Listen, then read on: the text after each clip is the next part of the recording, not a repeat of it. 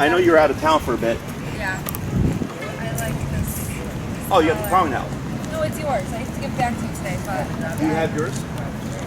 Huh? Have you ordered one? It says I asked if I should have my Amazon or my Amazon. Because I can get it like Pennsylvania Plus, right? Exactly. Get through everything. Yeah, you can borrow that. Well, I can get back to you more today. No, you're fine. I'd rather you have it. We have like 30 of them. Okay, so... That's what's coming out from Pet Supplies Plus. It's like Because the brand, Pet Supplies Plus or PetSmart or Petco, sell cheap prongs. Prong collars, they're the same price. But you might as well pay the same price and get the better collar than to get a cheaper one. The difference is the way they cut the prongs is the ones that those stores tend to be flat cut, which leaves sharp edges, okay? And the ones that we use are rounded cut. There are no sharp edges, okay? So then the other ones can tear a dog's skin. And a lot of times dogs use a different type of metal that causes allergic reactions. So I would just keep this, go ahead and order on Amazon, and then we'll get it back to you next class. Oh, I got the muzzle.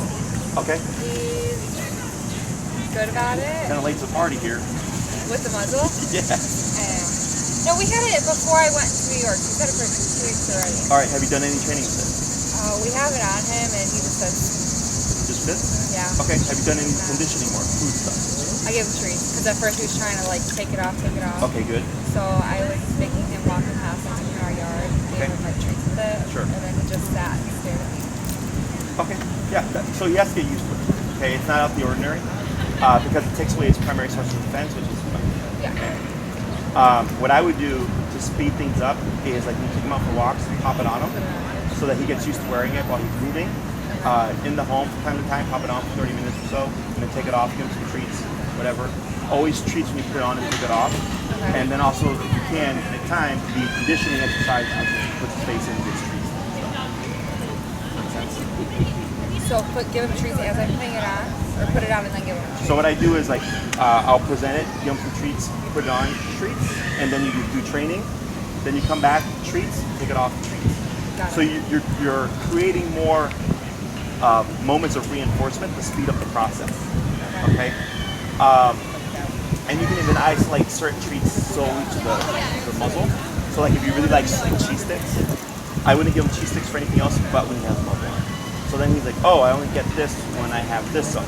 So it kind of like creates a very strong connection of good things, really good things happen when I have muzzle on. Again, to speed up the process. Okay. What else? He's been doing good with plays. When I have him on the leash with him, he's good. Okay. But I've noticed, I did it with my dad too. He does not listen. He only listens when it's like me. Yeah, because you've done a lot of training. Okay. But even like when I was showing my dad like how to do the cup thing, he still was like looking for me. Yeah, because since you've done all the practice, he thinks you're the answer. Okay. Okay.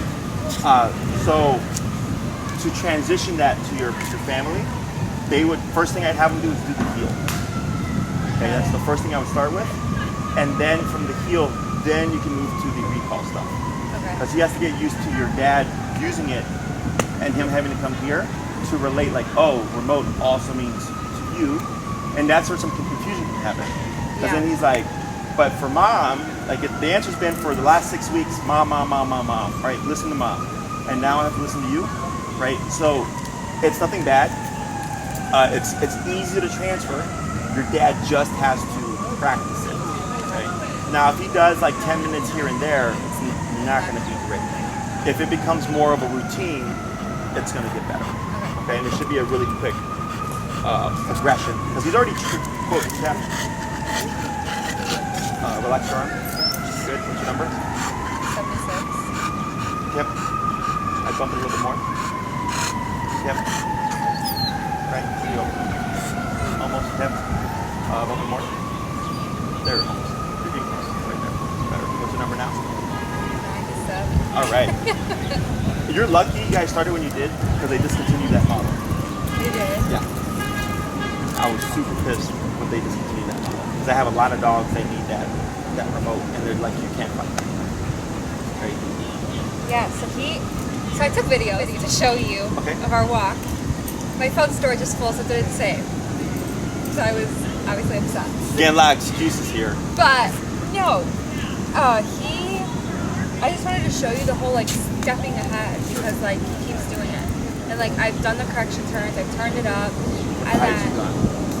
97. Because then he finally, or it was like 95 around there. Okay. And he finally like listened. We were like a block away from home. So it was like the entire walk. It was like. There you go. Right. So now the next time you step out the door, 95. Okay. Because you're thinking about it like a human. You're thinking like you're thinking you should listen to something lower, and he's saying I only listen to something higher. Does that make sense? So I had a dog that was a miniature schnauzer, 20 pounds, very sweet personality, and she needed 80. Okay, before she would listen to anything. So and she was like very strong contraction. It wasn't nothing bad. She wasn't yelping. She wasn't discomfort. But that's the number she would listen to. Anything underneath that, forget about it. Okay, she was just that resilient. Right?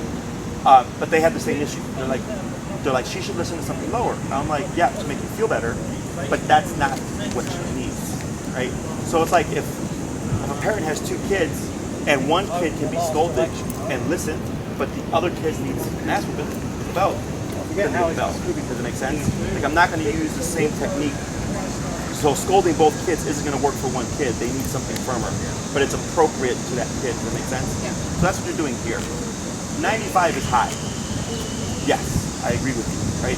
But that's what he needs. So like even right now, you went to 97 and then he stopped huffing and puffing about that dog, right? So the moment you walk out your door, I'm already at 95, 97, okay? And then see how you're walking. Go.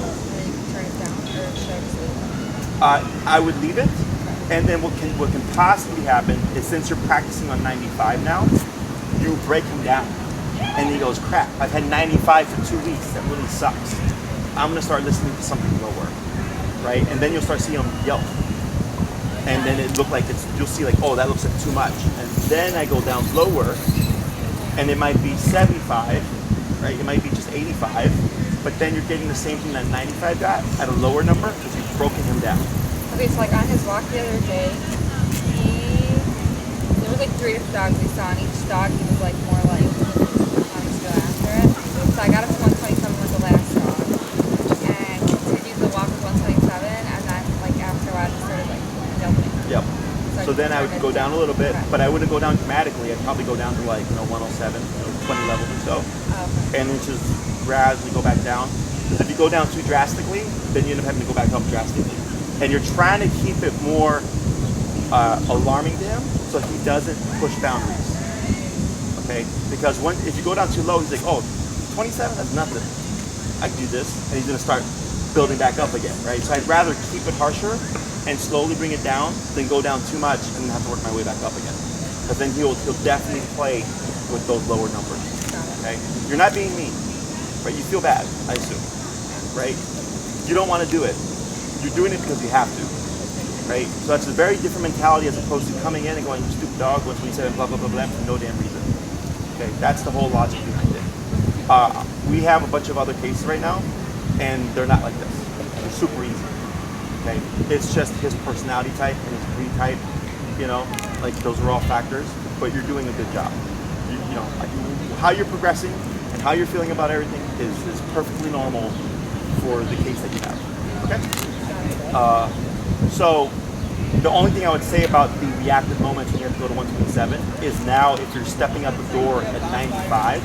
And you're correcting them for stuff that's not even dog related at 95, I'm hoping you don't even see the reactivity. That's what we're trying to get to, was that we don't even see reactivity. But it's because you've been going down lower, try to work your way up, and then now with you just starting at a higher number, it should be you don't even see it, because he's already in that mindset of crap, like we're already up there, okay? And very rarely it'll happen where the dog, they'll start yelping, but then if you go lower, they'll be reactive, so it's like, it sucks. Like you can't go lower because then they become reactive, but then when you're higher, they're yelping, but they're not reacting. Does that make sense? Yeah. So it's kind of like, it is what it is. It is super rare, but just so that you know, it's a possibility. Okay? Other questions? So today, do you want to work on the second half of the recall stuff? Yeah. Okay, and then, so then you have one more class after this, and then you have your Zoom sessions. You have 2, I believe. That's good. Yeah. Is for the last one, if you're wanting to work on socialization, we need another dog, okay? And I would also suggest you push it back, okay? So that you can do more muzzle training, more reactivity training. We want to get that, like ideally when I get to socialization, I want the owner to say, I haven't seen reactivity for 3 weeks. So we have a space of time where the dog's not been aggressive, does that make sense? Before we try the introduction. And it also kind of gives you more insight on just whether or not he's advancing and progressing with his behavior.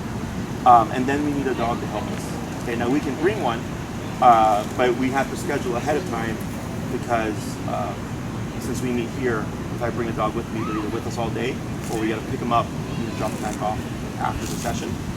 In the interim, you could come to the Saturday, if you're not, since you're putting space, you can come to the walks. Okay, so yeah, and then you just come, you have them muzzled. We had another client that came that was previously trained by us earlier this year, and they brought their dog today. So there's other reactive dogs. There's a lot of high energy dogs. Like there was a couple dogs today that were just jumping around and stuff. Really good for you to kind of be and experience that stuff to correct them. So the next Saturday, should we do that instead of a training session? Sure. What I would say is give it at least a couple of weeks before we try the socialization class. Okay. So then you tell Maria, like, hey, we need to push back that final class, and then she'll look ahead and get that time set up for you. Okay. And then in between, you're more than welcome to join us at 8 a.m. here in Lakeview. Come on the walks. You know, if anything pops up there, I help you out. And then we don't do any socialization there. It's really just walk instruction and exposure. But if you have any questions that maybe during the week and stuff, you can ask, and you're not using them in any of your training times. Okay? And even after training, you're welcome to come. So I should come Saturday morning for the walk, or should I wait? I recommend it. Yeah. Okay. Yeah. If I'm not going to see you for the, for a couple of weeks until the final class, absolutely. You know. Is that 8 a.m.? 8 a.m. Saturday mornings, and then we post on our Instagram whether or not it's canceled by 7:30 the morning of. And then after the training, you're more than welcome to keep coming or come when you need to or whatever until we stop it for the year, which is usually in the fall. Okay. Anything else? So let's go ahead and pop this. Do you have your long leash with you? So we'll pop them on the long leash. We'll review a little bit of the recall, and then we'll add on the second half of it. Okay.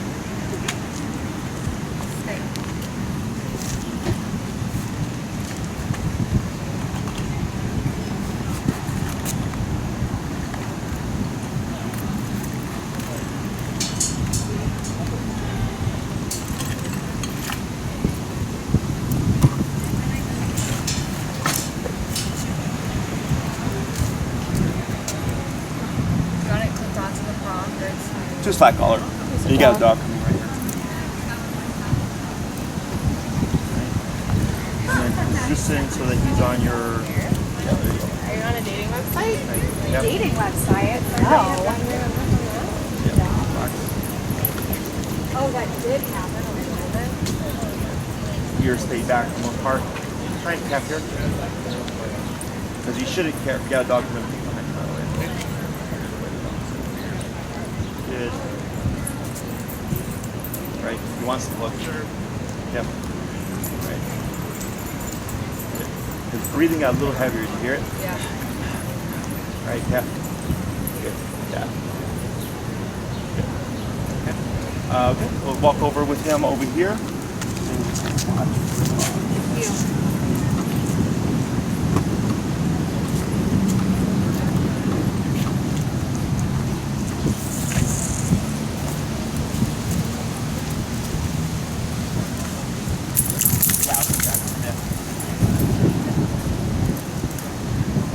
You might have to untangle your long leash. Break.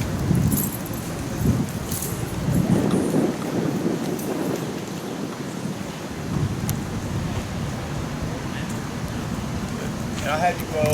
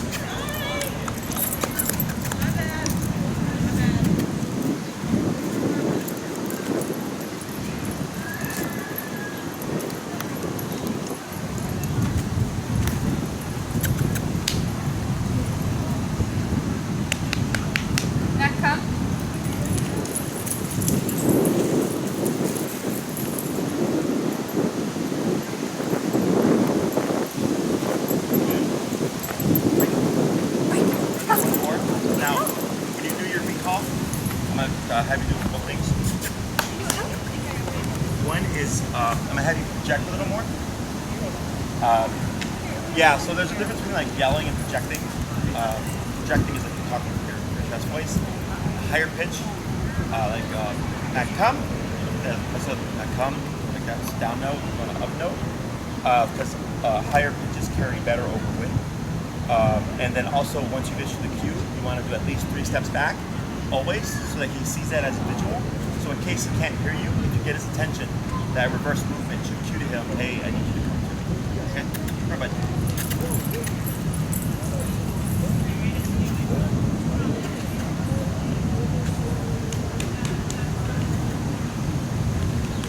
Mack, come.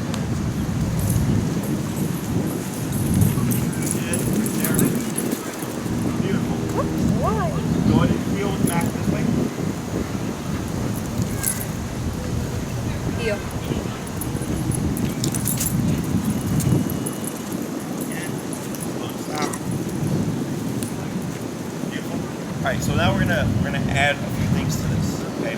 So if I call or if you call Mack, he comes to you, right? He's here, just butt down, and then let's say you decide to like move back. This. What should Mack do? Yes, right?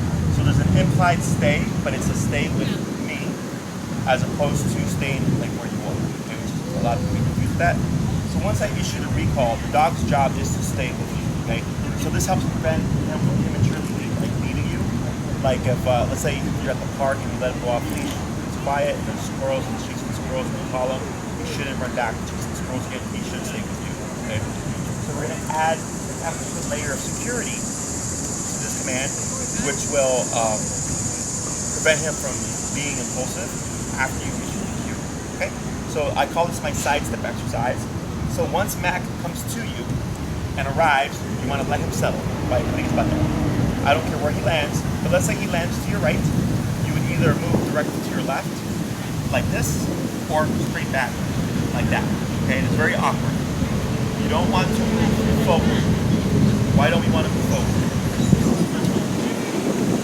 Right. So if you move forward, it would look like heel, so we go backwards or sideways because he hasn't been taught that.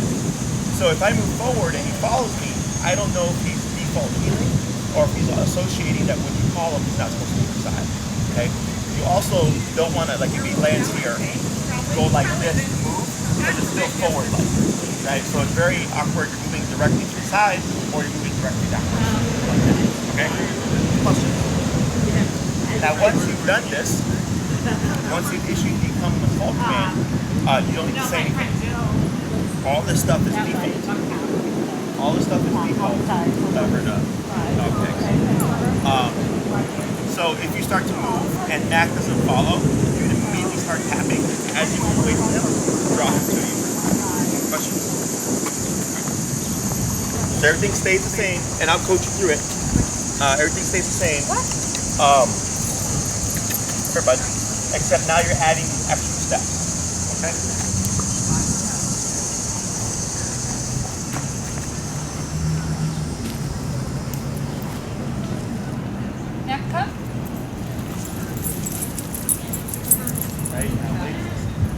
Now what you're going to do here is move 2 steps to your left.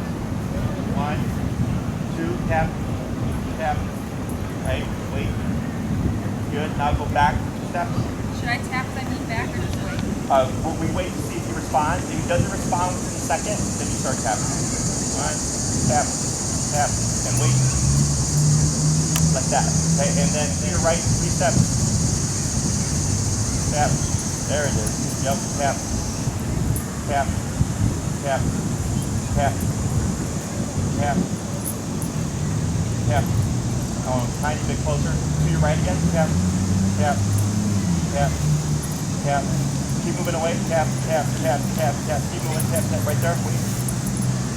Better. And break. Good. And break. Break. Good. Go. Go on.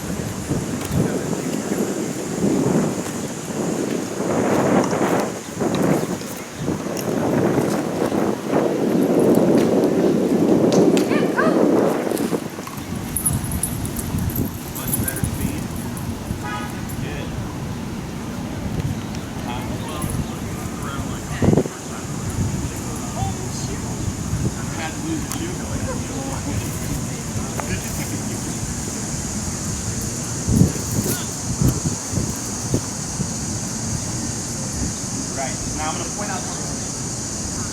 When you did your earlier and your remoting, yep, right? But did you notice what happened after the yep? And what else? What else? What else?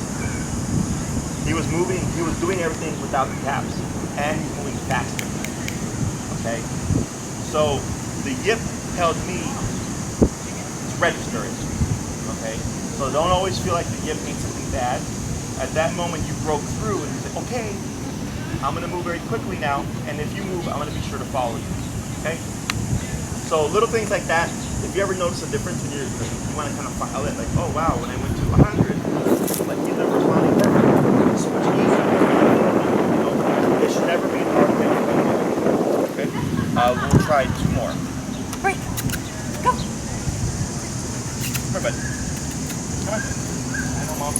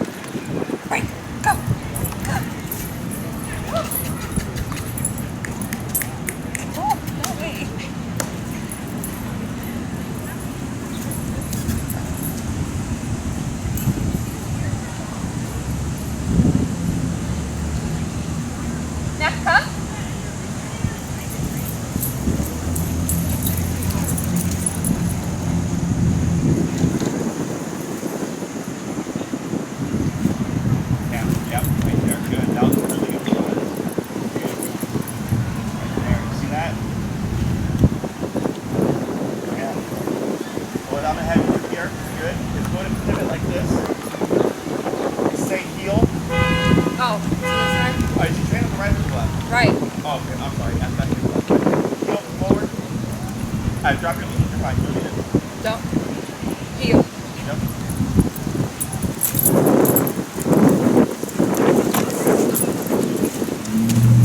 Good. Slow down, stop. Yeah, very good. Okay. Questions about the recall stuff there? Okay. That is what? Like when I was going to the right, you like, oh wow. He did all of them pretty good until that last one. He did get distracted. Like he like sniffed stuff, something on the tree and stuff, which is fine. But once you tapped him, like boom, he shot right to your leg. That's what I'm looking for. His very quick response. And you had a few where you didn't have to do anything. Okay, so it was like 90%, which is really good. Okay, it's just recognizing when you're at the appropriate number and when it's finally registering. That's why I pointed out when he yipped. After he yipped, everything has been spot on. Okay, because he's like, crap, I don't want to make mistakes. Okay, and that applies to the reactivity. That's what I was saying. I was like, if you break him for the, it sounds bad, but if you break him in terms of the obedience stuff, it's like, hey, buddy, you better do this, right? Otherwise, 95, 100. He's like, okay, Mom, and he's super cautious. We shouldn't see reactivity. Okay. Otherwise, if you allow, or if not allow, but if like you don't make meaningful obedience, and he's like, oh, like there's a dog in the lunge and bark at it. Since he's already adrenalized and in a high state of stimulation, you're gonna have to be a 127, and it's not so much a learning moment as it is just stopping the activity. Okay. Ideally, learning moments are done prior to the explosion. I see him looking, and I tap, and oh, sorry, here, right? That's a learning moment. Because he's thinking, crap, I can't even think about being reactive, or I get 95. Okay? Yeah. So that's his logic. Question so far. So what I'm going to show you here is, I did talk to you about like trying to recreate a more realistic scenario with the Yeah, recall. it's like my mom walking. Sure. Have you done any of that? I tried to do it, yeah. Okay. Sure. Was he the one doing it, or was it your dad, the one walking with Mack? Okay. Okay. And how did he do? He did good. He did good? Yeah. So we're gonna do a little bit of that. We haven't done it in the park, kind of done it in front of the house. Sure. Because of just comfort. Yeah. Muzzle. Right? yeah, so at the end of the day, in terms of practicing, I go to grab your leash. He just tapped him like yeah, we're gonna watch. Right, look at his ears. Right, looks at you. Don't do anything here. Wait. Yep, he's looking at you. Nothing to do here. Right. He knows that dog. See his ears move? So he knows that dog there. Should I tap first? No, it's okay. Just taking a moment for what it is. Right, you see how he's looking at you? He's forcing himself to do that because of the power. Okay, he doesn't want to gamble the 95. Right, all that is intentional. Okay, he's going, I know I can't look at that dog, so I'm gonna look at mom instead. Okay, because you're at 95. Now he's starting to gamble it a little bit, right? You're still relaxed. Open mouth means, and the panting means relaxed. Ears back. Yeah. When he closes his mouth, we get tension. A little bit there, a little puckering, right? Because you can see that dog from his peripheral, right? I'm watching his ears. Licks his lips, that's fine. Good. Right? So as long as the movements are subtle like that, like it's okay. As long as like his movements like that were subtle. Subtle and everything is relaxed. Everything is relaxed state right now. Ears back, mouth open. Okay. Ears back, closed mouth, or like open mouth, his ears perked up. You technically could have tapped for the perked up ears, but he let it go really quick. Okay. So that tap of like, don't worry about that dog, is what led to everything else, right? But the fact that you were so firm with the heel or the recalls on the 95 and you made him yip, that's what led to the success of that. Okay, so that's why I stress being in the dog's head prior to the explosion, because that's the easiest. But you want to be able to do both, because life is going to throw shit at you and you're going to be like, oh crap, this dog came out of nowhere, he blows up.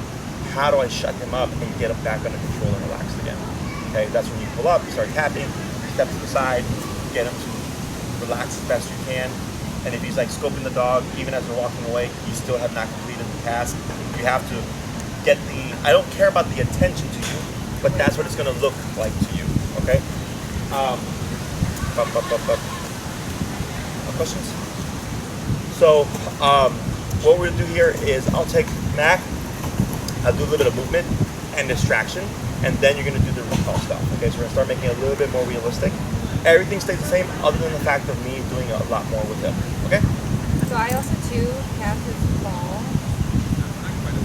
That is a distraction too. Does he have really good prey drive?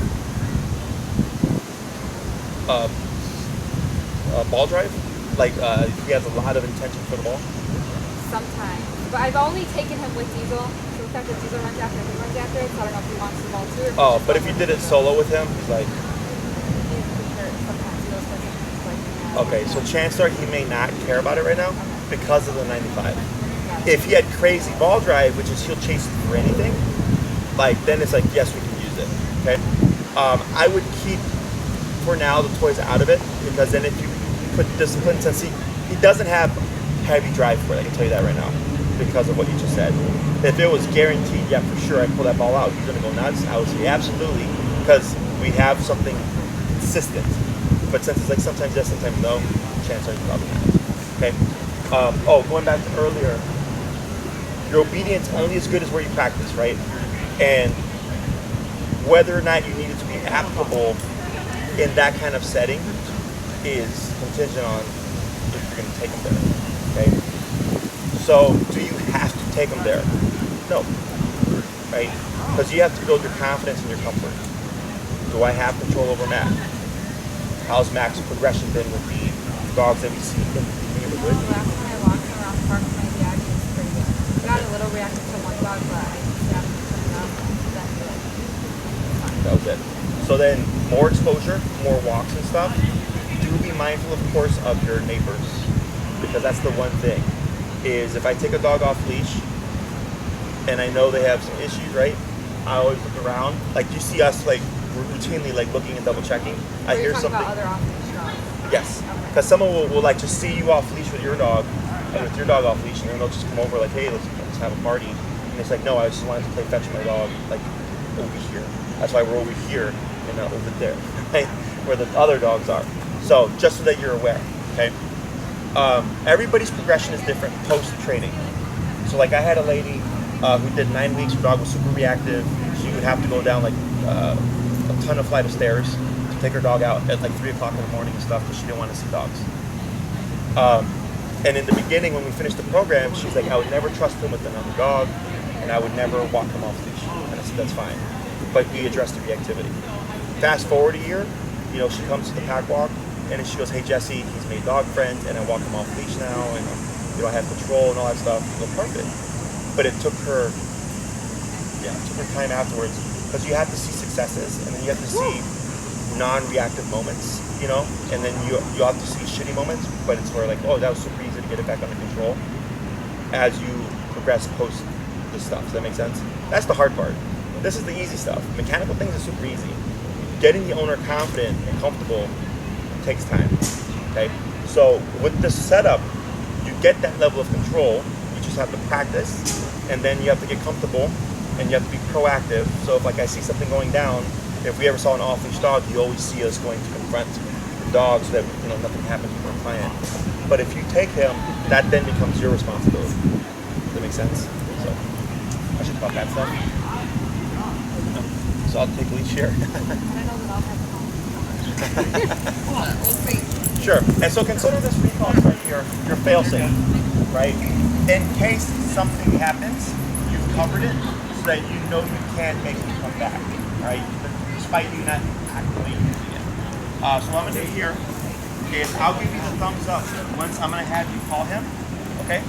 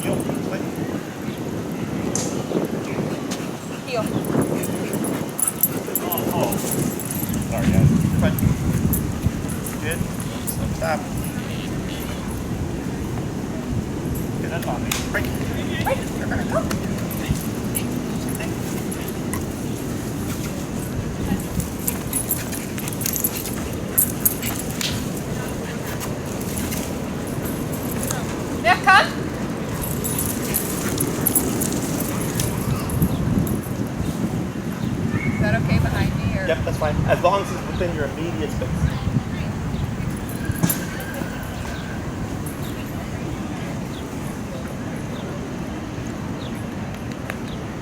Good. This one, we're going to do a little bit different. I'm just going to run away from you straight. Okay. Okay. So one on the hand, you handle. And you want to call them before you're going to hit the end of the tension. Understand? Yeah, got it.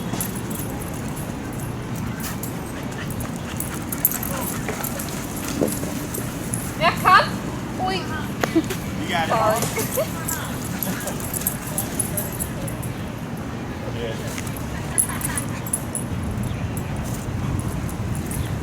Good. I'm gonna laugh with one of Good. Stop. Good. We're gonna do the same thing, but I'm gonna have you come a little bit sooner. Yeah. Okay? So, break. Break. Go. Yeah, come.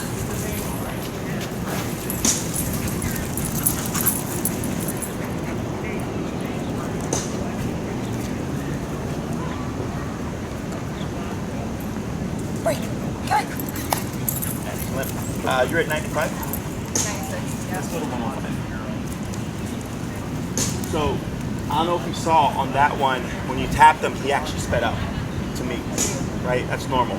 So what we want to see is the moment you call him, when you tap him, he doesn't try to go to me. It's 180, okay?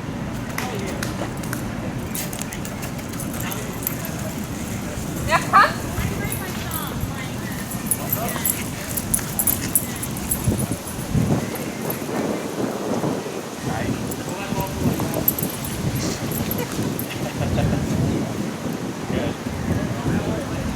Try a couple more. I want to see him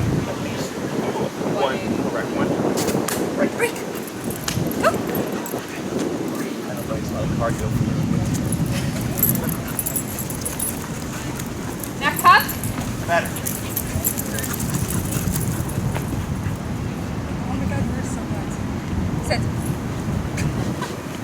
So just stand still, tap. Good. Okay. Great.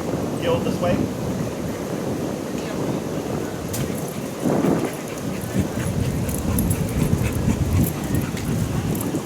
Good. Stop. Yep. Beautiful. Break.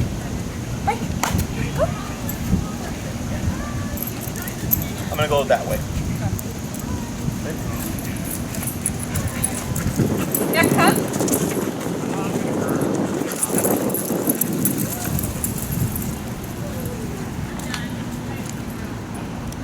Excellent. And you can just pop them straight into a heel and go forward. What? Just go straight to the heel. Heel.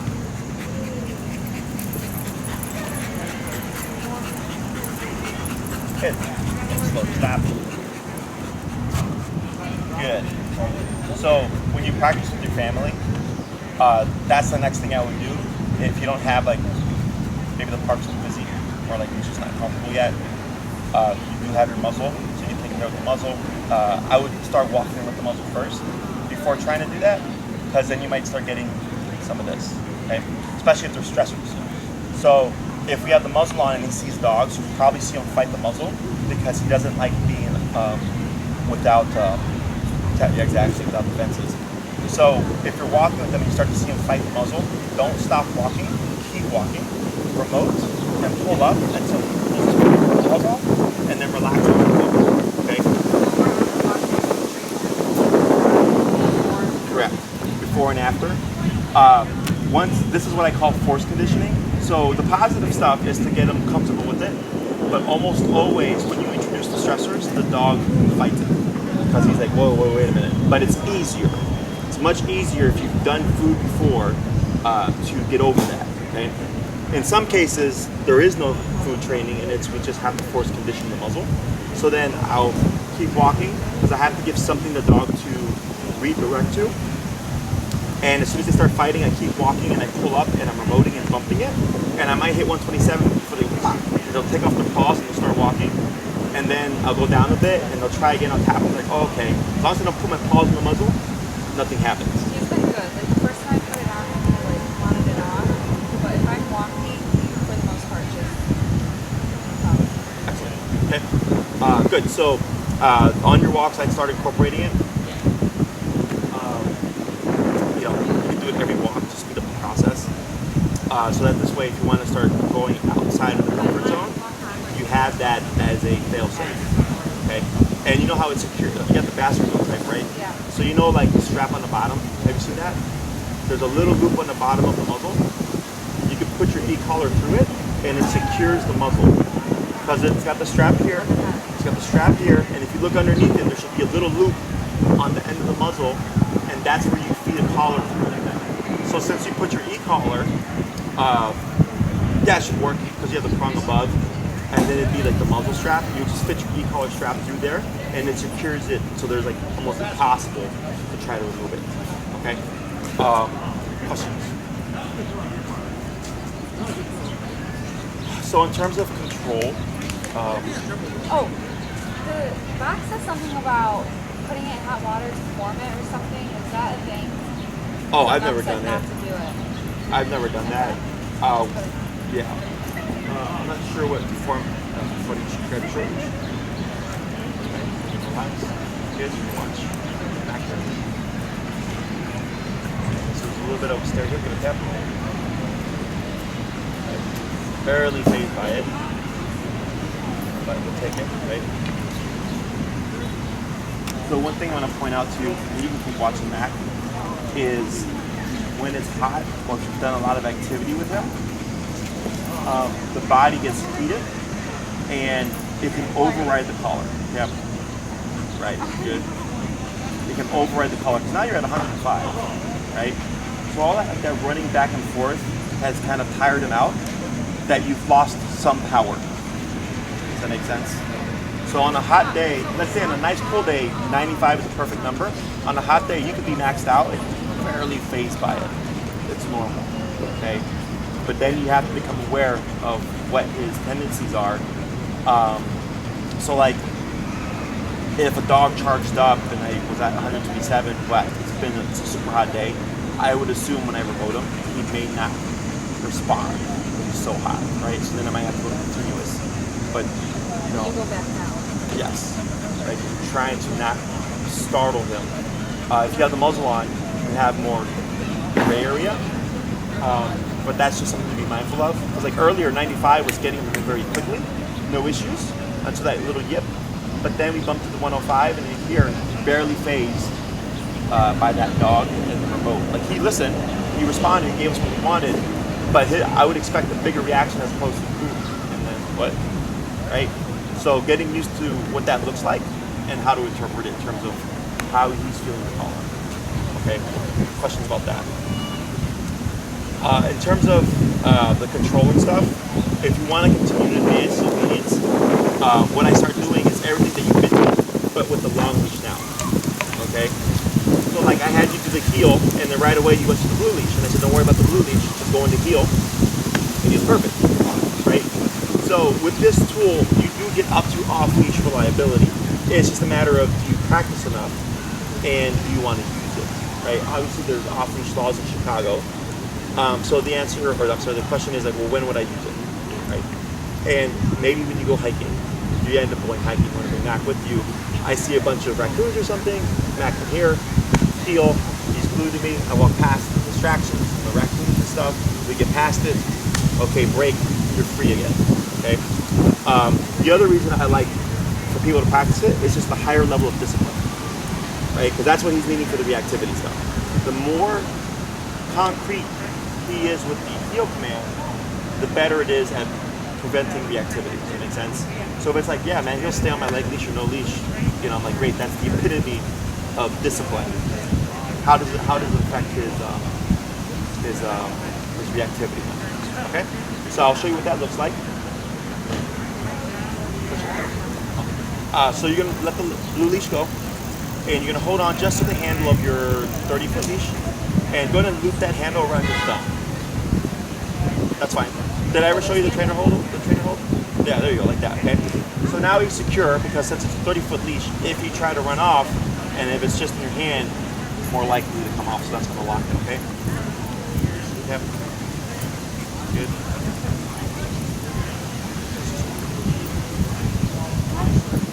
Yep. Good. What I'm gonna have you do here is everything stays the same. All your leg movements, the turns and everything stays the same. The only thing that's changing is now Mack can make a 30-foot mistake, right?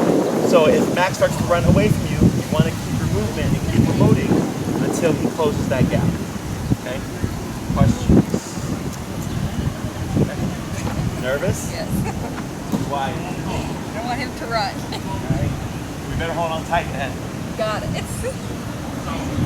What is the word heel? Start walking. Heel.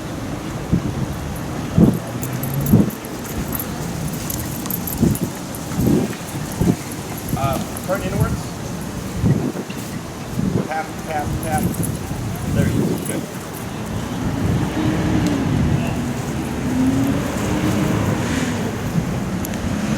Okay, crossover turn. Good. Speed up.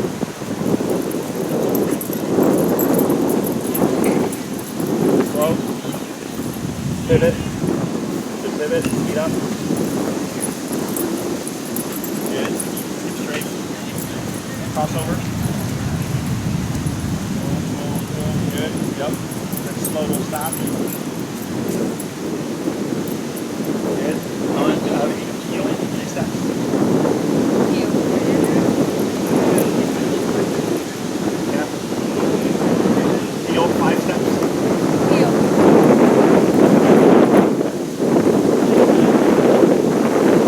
That's fine. Now, when I say heel forward and crossover, then that's going to be yeah. There you go. Good. Now speed up. Faster. Now slow. Pivot. Tap, tap, tap. Tap, tap, tap. There you go. It's good.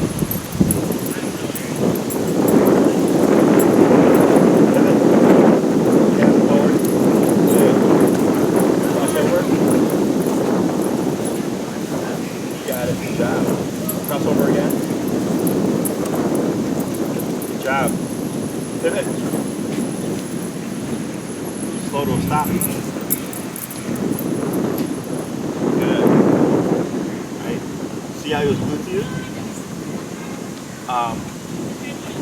And those turns were random. If you did them all correctly, boom, right there. And he has 30 feet that he could run off. Okay.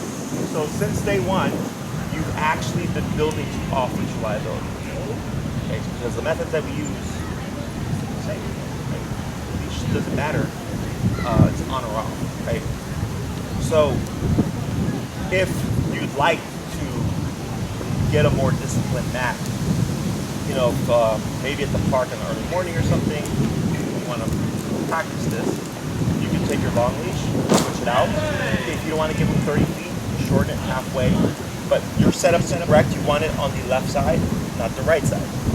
Because then he's like, there's nothing here for him. Does that make sense? Because it's going behind you. For dogs, with the short leash, he sees that, and it becomes a connection. So a lot of dogs that I work with will be perfect on the short leash because they see it, but the moment the owner drops it, the dog acts like they don't know what to do because the visual leash is no longer there. So when we switch to the long leash, it's our way to kind of create that feeling of, hey, there's nothing connecting us, but technically there is. Okay. So if you have like let's say this park was empty in the morning and I want to practice with them in the beginning, I bring my long leash, I transition him, I shorten it 15 feet, and I go for a walk. And I just, a normal heel, walking through, stopping, turning, all that stuff as we come about it, keeping mindful of the environment. As I got comfortable, then I go to 30 feet, right? And then I go to 30 feet dragging. I just practice that every day until eventually I can just remove the leash. I usually practice like in an enclosed environment, like a tennis court, so the dog gets super confused, they're not going to run anywhere. And then once you get it perfect in the enclosed environment, then you go to no leash, unenclosed environment if you're so wanting. Okay, that's typically the transition. But the exercises stay the same, it's just now you can get further away. Okay, questions? Yeah. So what I'm going to have you do here is go ahead and give Mack a stay. Stay. And I'm going to have you shorten up your black leash a bit. Keep shortening it. That's good right there. And you're going to pivot out in front of Mack. Good. And you're going to start to walk around him. Don't get tangled up there. Okay? But now you can get up to 30 feet from him. Okay? Yep. Walk around.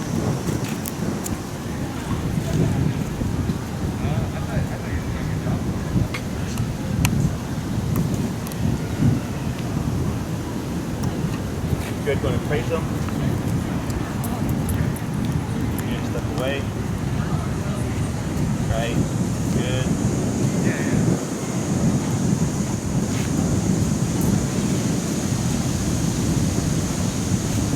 Good, back to the side.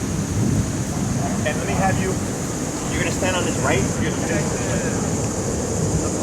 right.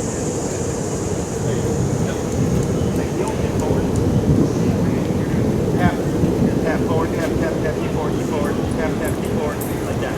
Good. Now you can heel, okay? Go ahead and do a little bit of moving around. And turns, tap forward, yep.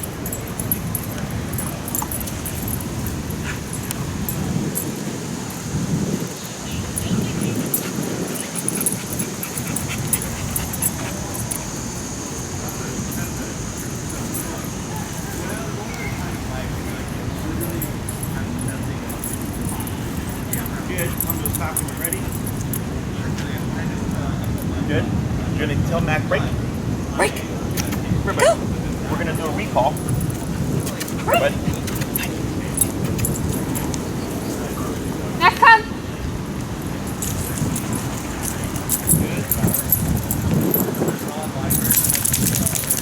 tap, tap. So first, do a couple side steps.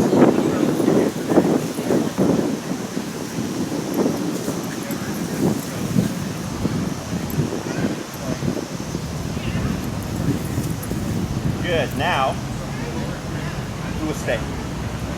Stay. Go ahead and shorten your leash a little bit. You're fine. Yep. That's good right there. I want you to anticipate that he might make a mistake here, so be prepared to correct him. Go ahead and step away. Right? Tap, tap forward. Tap, walk forward, forward, forward. Forward. Oh. Tap. You told me to walk this way. Yeah. Now stop there. Tap. Okay. Now very slowly move backwards. Okay. Wait, tap. Take a step back. Tap. Right? So you see how he's following you. So now we have confusion. Okay. So go ahead and grab your black leash higher up, closer to where the collar is. Okay. You're gonna step back, but be prepared to stop Mack and tap him so he sits away from you. Should I tell him to stay or no? No, you've already said it once. Okay. Right. Now slowly keep it there. Slowly walk around him now.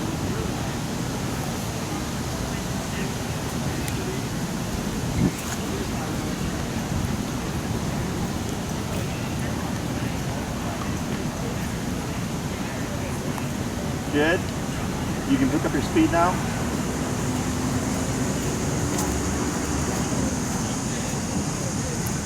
Right. Now back to his side, facing this way. So on his right. Yep. Heel. Heel. Forward. Tap, tap, tap. Good. Then slow to stop when you're ready. Good. So you did one stage, it was great. Then you did another one, not so great. Do you know why that is? Yes. So that's how we start to clarify things. And I said, assume he's going to follow, right? So remember when we did the stay originally, if you stepped out, if you got up, you could pull up to correct him. So then I took a step back, right? So we did that stuff. He's thinking, follow mom, follow mom. I give the stay or follow the head. That goes me. But you get what I'm saying. So give him a stay, and I go, I assume he's probably going to follow because of all those movements I did. I have it shorter, so when I step out, I can correct him. And he goes, oh, I'm no longer in that following state. I'm in a stationary state. And then I can continue the other stuff, okay? So you're slowly making it harder for him. And then in my book, when we make one thing harder, you're making one thing easier for the dog. Because if you try to do everything at once, it's right there. So that's why we kept going back. We kept following, didn't put his butt down, because there was nothing to help him. He kept thinking this was just supposed to do, okay? So what we just did there was blend a bunch of things together. We had the recall, the sidestep, the stay, and the heel. Okay? So that's when we start to progress our clients to off-leash stuff. That's part of the process, is we start taking everything that we've learned, but yeah, mix it up, but then apply it to a long leash now, so we can clarify things. And if we ever see the dogs making mistakes or not getting a certain aspect of it, you want to shorten your leash in the beginning, so you have that immediate control, and then you start giving that slack. Okay? Questions? So, your homework is start off at 95 now for your walk. See what difference that makes. Continue with muscle training. Start applying the muscle, making more. If you have questions about stuff, but you're still struggling with things, you can do Zoom sessions, okay? Or like correcting anything inside the home. Give it at least 2 weeks before we try to press the socialization. If you're not able to practice or practice enough, wait. Okay? I don't care if it's a month from now, I don't care if it's 2 weeks from now, I don't care if it's 2 months from now. Okay? I'd rather you have done all the work and be ready for that next step. Otherwise, it's not going to work out well. Okay? Now, when we do the socialization exercise, it's me showing you how to build comfort between Mack and another dog. Okay? So think of, like with humans and making friends, that we don't just like become best friends. You know, it's something that builds over time. You have common interests, you spend a lot of time together, you know, you share good moments and bad moments, so on and so forth, right? Same thing for the dog. So think of the exercise that I'm going to show you as a means of like an activity together. So like, you might go see a movie with a friend, you know, you might go to the store, go shopping, things like that. You're doing activities together, and those activities strengthen that bond. Same thing for the dogs. Right? Everybody wants them playing at the end. And I go, that doesn't always work that way. And playing isn't a trust-building activity. Okay? So we do trust-building activities, and then maybe we see if he warms up enough to do so. Where he's like, hey, I've seen you 20 times. times, nothing bad's ever happened. I trust you now. You want to play, right? But then there's another thing that comes after that. Is if he's not used to playing with other dogs or hasn't, if he gets too wound up, he might flip. So you end up going from play to an aggressive moment. And then people get scared and like, oh my God, what happened? Because they're expecting it to just be once the dog's quote fixed, there's not going to be any issues. Like, oh, it doesn't work that way. Just like growing up, I had 2 brothers and a sister, and we got in fights. You know, we still get in fights, but we're humans, so we don't like bite each other, right? We argue and all that stuff. Same thing for the dogs. Like, you might get an argument, but their arguments are bite, bite, bite, growl, growl, growl, bark, bark, bark, right? So it's being able to see those things, stopping it, and going, that's enough. You guys need to go back to coexisting. Does that make sense? So there'll be more to it, but the muzzle acts as your fail-safe so that you're not sitting there like, oh my God, what happened with bug bites, right? I get some clients that they're able to do it with one dog, but it takes some months. Some dogs, at the end of the session, they're already playing with the other dog. I don't know how it's going to work out in that. Right. Possibly. Okay.